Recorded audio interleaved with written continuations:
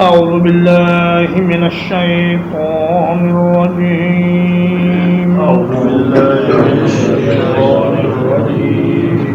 فأوحينا إليه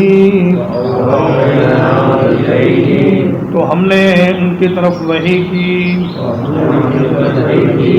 ان اصنع الفلک بأعیننا یہ کہ ایک کشتی بناؤ ہماری آنکھوں کے سامنے ووحینا اور ہماری وحی کے مطابق فَإِذَا جَاءَ أَمْرُنَا پھر جب آ جائے حکم ہمارا وَفَارَتِ التَّنُّورُ اور تندور ابل پڑے فَاسْلُكْ فِيهَا تو داخل کر لو اس میں من کل زوجین اثنین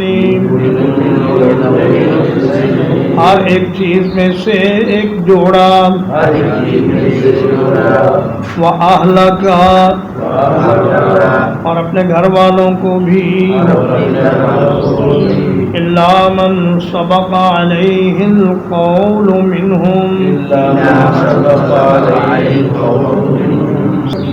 سوائے ان کے جن کے متعلق ہماری طرف سے بات طے ہو چکی ہے وَلَا تُخَاطِبْنِي فِي الَّذِينَ ظَلَمُوا اور میرے ساتھ بات نہ کرنا ان لوگوں کے بارے میں جنہوں نے ظلم کیا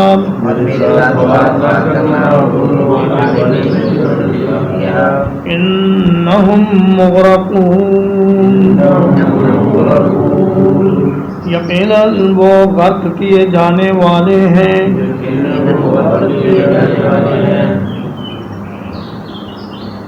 فرمایا کہ جب نوح علیہ السلام نے 950 سال تک محنت کی اور قوم کو دن رات سمجھایا مگر انہوں نے ماننے سے انکار کیا اور دن رات گندے اور غلیظ کام آپ کی آنکھوں کے سامنے کرتے اور آپ کو تکلیف اور اذیت پہنچاتے تو پھر اللہ پاک نے حضرت نوح علیہ السلام کو یہ اطلاع دے دی کہ انہ لن یؤمن من قومک الا من قد آمن کہ اے نوح اب تمہاری قوم میں سے کوئی آدمی مزید مسلمان ہونے والا نہیں ہے، یہ جتنے ہیں سب جہنم کا ایندھن ہے اور کوئی ان میں خیر کی امید باقی نہیں رہی۔ تو اس وقت پھر نوح علیہ السلام نے دعا کی کہ یا اللہ ان کو پھر تباہ و برباد کر دے کہ اگر انہوں نے اس دنیا میں رہ کر کافروں کو ہی جنم دینا ہے اور کفر کو ہی فروغ دینا ہے تو پھر ان کا دنیا میں نہ ہونا ان کے ہونے سے بہتر ہے۔ تو اللہ پاک نے وہی فرمائی کہ اے میرے رسول آپ ایک کشتی تیار کریں بِأَعْيُنِنَا ہماری آنکھوں کے سامنے۔ بعض متکلمین اور صوفی حضرات نے اللہ تعالیٰ کی آنکھیں ہونے کا انکار کیا ہے۔ وہ کہتے ہیں اگر ہم اللہ کی آنکھیں مان لیں تو پھر اللہ بھی ہمارے جیسا ہو جاتا ہے، حالانکہ یہ ان کی غلط فہمی ہے۔ اللہ سمیع و بصیر ہے، انسان بھی سمیع و بصیر ہے، اللہ زندہ موجود ہے، انسان بھی زندہ موجود ہے، لیکن اللہ کا دیکھنا اور اللہ کا سننا اور اللہ کا زندہ ہونا اور طریقہ اور اللہ کا موجود ہونا اور طریقہ، جس طرح اس کی شان کے لائق ہے۔ چنانچہ اللہ کا ہاتھ، اللہ کی پنڈلی، اللہ کی آنکھیں اور اللہ تبارک و تعالیٰ کا چڑھنا اترنا، ناراض ہونا اور خوش ہونا، ہنسنا، کلام کرنا، یہ جتنی باتیں بھی اللہ نے ہمیں بتلائی ہیں ان سب پہ ایمان رکھنا ہے اس طرح کہ وہ اس کی شان کے مطابق ہے اور لیس کمثلہ شیء، مخلوق میں سے کوئی اس جیسا نہیں ہے۔ بعض لوگوں نے اس کا معنی کیا ہے ہماری نگرانی میں، لیکن اگر نگرانی بھی ہو تو اس کا بھی نتیجہ وہی ہے کہ ہماری آنکھوں کے سامنے آپ ایک کشتی تیار کرنا شروع کریں، وہ وحینا، اور ہماری ہدایات کے مطابق۔ اب جو کشتی اللہ پاک کی ہدایات کے مطابق بنائی گئی ہوگی، اس کی خوبصورتی اور اس کی نفاست اور اس کی مضبوطی اور اس کی عظمت اور شان و شوکت کے کیا کہنے۔ بعض روایات میں ہے کہ آپ نے 50 سال تک یہ کشتی بناتے رہے، بعض میں ہے کہ 100 سال تک بناتے رہے، اور قوم کے لوگ گزرتے مذاق کرتے کہ دیکھو جی اس بابے کو کیا ہو گیا ہے کہ خشکی میں کشتی بنا رہا ہے۔ تو فرمایا کہ تم فکر نہ کرو، ان تسخروا منا فانا نسخر منکم، آج تم ہم سے مذاق کر رہے ہو، کل ہم تم سے مذاق کریں گے۔ تو اللہ پاک نے ایک نشانی مقرر کر دی، فرمایا اے نوح، جب فلاں تندور میں سے پانی ابلنا شروع ہو جائے تو اس وقت آپ نے تمام جانوروں میں سے ایک ایک جوڑا اور اپنے مومن ساتھی اور اپنے گھر والے ان کو کشتی میں سوار کر لینا ہے، لیکن ان کے بارے میں بات نہیں کرنی جن کے بارے میں ہلاکت کا فیصلہ ہو چکا ہے۔ ان میں نوح علیہ السلام کا ایک بیٹا اور آپ کی بیوی شامل ہے۔ یہ دونوں مسلمان نہیں ہوئے اور آخر وقت تک پیغمبر کی مخالفت کرتے رہے۔ تو فرمایا وَلَا تُخَاطِبْنِي فِي الَّذِينَ ظَلَمُوا، پیغمبر چونکہ اپنی امت پر باپ سے بھی زیادہ مشفق اور مہربان ہوتا ہے، اس لیے فرمایا ایسا نہ ہو کہ جب عذاب شروع ہو تو آپ کو ان پر رحم آ جائے اور آپ ان کے بارے میں سفارش کرنے لگیں۔ ظالموں کے بارے میں آپ نے سفارش نہیں کرنی، اور ظلم سب سے بڑا ظلم ہے شرک۔ اللہ کی عبادت اللہ کا حق ہے، اور وہ حق اللہ سے لے کر کسی اور کو دے دیا جائے تو یہ سب سے بڑا ظلم ہے۔ فرمایا ان مشرکین کے بارے میں آپ نے کوئی سفارش نہیں کرنی۔ فَإِذَا اسْتَوَيْتَ أَنْتَ وَمَن مَّعَكَ، جب سوار ہو جائیں آپ اور آپ کے ساتھی عَلَى الْفُلْكِ، کشتی پر، فَقُلِ الْحَمْدُ لِلَّهِ الَّذِي،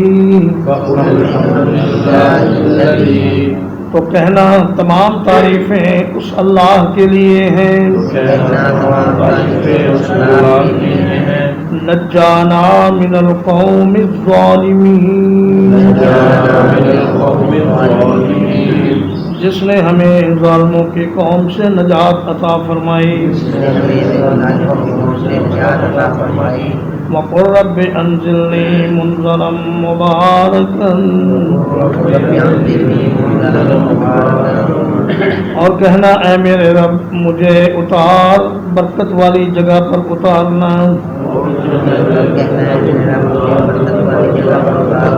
وَأَنْتَ خَيْرُ الْمُنزِلِينَ، اور آپ بہترین اتارنے والے ہیں۔ اور میں جب کشتی پہ سوار ہو جاؤ تو اس وقت یہ دعا کرنا الحمدللہ الذی نجانا من القوم الظالمین۔ اور نوح علیہ السلام نے اپنے ساتھیوں سے فرمایا کہ جب تم کشتی پہ بیٹھ جاؤ تو یہ دعا پڑھنا بسم اللہ مجریہا و مرساہا ان ربی لغفور الرحیم۔ اور ہمارے نبی کریم صلی اللہ علیہ وسلم کو یہ دعا سکھائی گئی، جب آپ سواری پر بیٹھ جاتے تو آپ 3 مرتبہ اللہ اکبر اللہ اکبر اللہ اکبر کہتے اور پھر پڑھتے سبحان الذی سخر لنا ھذا وما كنا له مقرنین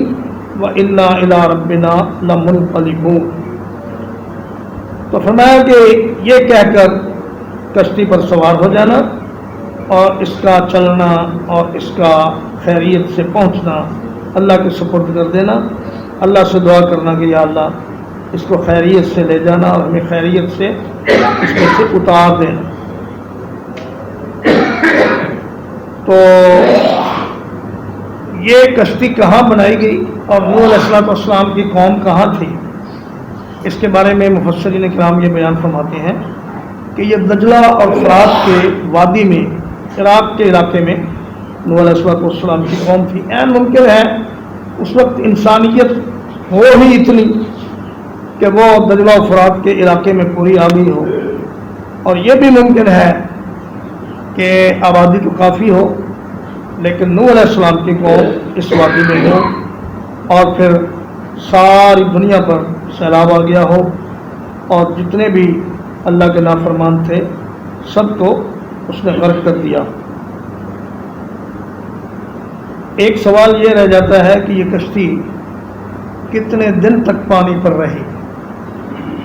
تو اس بارے میں اللہ نے یا اللہ کے رسول صلی اللہ علیہ وسلم نے کوئی ہمیں پکی بات نہیں بتلائی، اس لیے اس کے پیچھے زیادہ سوچنے کی ضرورت بھی نہیں۔ بعض نے لکھا ہے 50 دن، بعض نے لکھا ہے 100 دن تک رہی، بعض نے اس سے بھی زیادہ لکھا ہے، لیکن جتنا بھی رہی ہو یہ اللہ پاک کا اور اس کے پیغمبر کا معاملہ ہے۔ اور یہ کشتی اتری کہاں پر، اللہ پاک نے اس کا ذکر قرآن مجید میں فرما دیا ہے کہ وَاسْتَوَتْ عَلَى الْجُودِيِّ وَقِيلَ بُعْدًا لِلْقَوْمِ الظَّالِمِينَ۔ جودی پہاڑ جو ہے یہ ترکی اور عراق کے درمیان جو کردستان کا علاقہ ہے وہاں پہ ایک پہاڑ ہے، اور اس پہاڑ پر اللہ پاک نے اس کشتی کو اتارا اس وقت جب پانی کم ہو گیا اور سیلاب اتر گیا۔ اللہ پاک نے زمین سے کہا پانی نگل لو، آسمان سے کہا پانی برسانا بند کر دو، اور کشتی کو حکم دیا کہ تم جودی پہاڑ پر جا کر ٹھہر جاؤ۔ فرمایا قل رب انزلنی منزلا مبارکا وانت خیر المنزلین۔ خیر المنزلین کا ایک معنی تو یہ ہے کہ آپ بہترین ہیں اتارنے والے،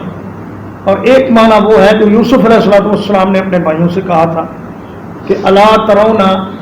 انی اوفی الکیل وانا خیر المنزلین، کیا تم دیکھتے نہیں کہ میں پیمانہ پورا بھر کے دیتا ہوں اور میں بہت اچھا مہمان نواز ہوں۔ تو منزلین کا معنی مہمان نواز بھی ہے کہ یا اللہ جب ہم اتریں گے تو تیرے ہی مہمان ہوں گے، اور تو ہی ہماری مہمان نوازی کرے گا اور ہماری میزبانی کرے گا، تو ہی ہمیں کھانے کو عطا کرے گا، رہنے کو جگہ دے گا اور ہماری تمام ضروریات پوری کرے گا، تاکہ ہم دنیا کا وقت گزار کر تیری اطاعت کرتے کرتے تیرے پاس حاضر ہو جائیں۔ ان فی ذلک لآیات، یقیناً اس میں بہت سی نشانیاں ہیں، وَإِن كُنَّا لَمُبْتَلِينَ، اور یقیناً ہم ہمیشہ سے آزمانے والے ہیں۔ یہ ان اصل میں انّا ہے مخففہ من المثقلہ، اور اس کی دلیل یہ ہے کہ لمبتلین پر جو لام ہے یہ انّا کے بعد ہی آتا ہے، اور فرمایا کہ اس کا معنی یقیناً، کہ یقیناً ہمارا طریقہ یہ ہے کہ ہم ہر دور کے لوگوں کو آزماتے رہے ہیں، اور آپ کو بھی امت محمد صلی اللہ علیہ وسلم کو بھی آزمائیں گے۔ افحسبتم انما خلقناکم عبثا وانکم الینا لا ترجعون، تم یہ نہ سمجھو کہ ہم نے تمہیں بیکار پیدا کیا ہے اور تم ہماری طرف واپس نہیں آؤ گے اور ہم تمہاری آزمائش نہیں کریں گے۔ ہم آزمائش کریں گے، اور ہماری آزمائش یہ ہے کہ ہمیں ہر وقت شیطان اور نفس کے اغوا کا سامنا ہے، ان کا مقابلہ کرنا، یہ ہمارے لیے اللہ پاک کا اور اللہ کے رسول کا حکم ہے، اور اگر جہاد کا موقع ہو تو جہاد کرنا ہمارے لیے حکم ہے، اور اگر مال خرچ کرنے کا موقع ہو تو یہ بھی آزمائش ہے کہ مال خرچ کرو، اور یہ بھی آزمائش ہے کہ اگر بیوی بچے رشتہ دار اللہ کے حکم میں رکاوٹ بنے تو ان کو چھوڑ دو اور اللہ کے حکم کو پورا کرو۔ ثم انشأنا من بعدهم قرنا آخرین پھر ان کے بعد ہم نے دوسرے زمانے کے لوگ پیدا کیے فَأَرْسَلْنَا فِيهِمْ رَسُولًا تو ہم نے ان میں ایک رسول بھیجا منہم جو انہی میں سے تھا ان اعبدوا اللہ یہ کہ اللہ کی عبادت کرو ما لکم من الہ غیرہ تمہارے لیے اس کے سوا کوئی معبود حقیقی نہیں ہے افلا تتقون کیا پھر تم ڈرتے نہیں ہو ان کے بعد پھر ایک قوم پیدا کی اللہ نے اس سے مراد قوم عاد ہے جیسا کہ اللہ تبارک و تعالی نے فرمایا کہ وَاذْكُرُوا إِذْ جَعَلَكُمْ خُلَفَاءَ مِنْ بَعْدِ قَوْمِ نُوحٍ اور یاد کرو جب اللہ نے قوم نوح کے بعد تم کو زمین کے خلیفے بنایا اور بعض نے کہا کہ اس سے مراد قوم سمود ہے یعنی صالح علیہ السلام کی قوم وہ کہ مقام ہجر پر ان کے مکانات کے آثار وہ عربوں کو دن رات نظر آتے تھے اور وہ اپنے سفر میں ان کو دیکھا کرتے تھے تو فرمایا کہ ان میں سے ہم نے ان میں ایک رسول بھیجا جو انہی میں سے تھا اس نے بھی وہی دعوت دی توحید کی دعوت